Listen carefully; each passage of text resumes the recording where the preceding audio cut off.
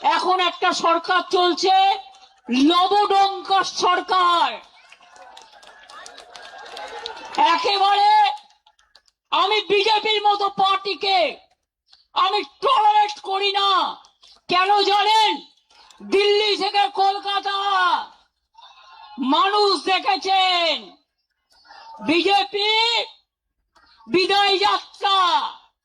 ভয় না পেলে, এই তোমরা চুপ করবে, ভয় না পেলে ভয় দেখাবে কাকে? কত ভয় দেখিয়েছ? কোলাঘাটে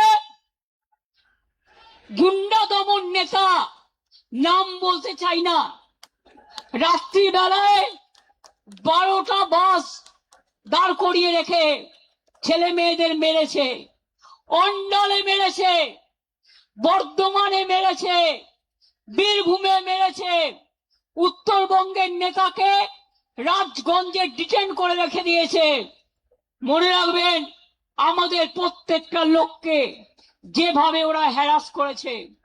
কুণাল রাত্রে বেরিয়ে এসছে, কেন জানেন? আমাকে এসে বলল, দিদি ওরা সকালবেলায় বেরোতে দেবে না, আমার কাছে খবর আসছে।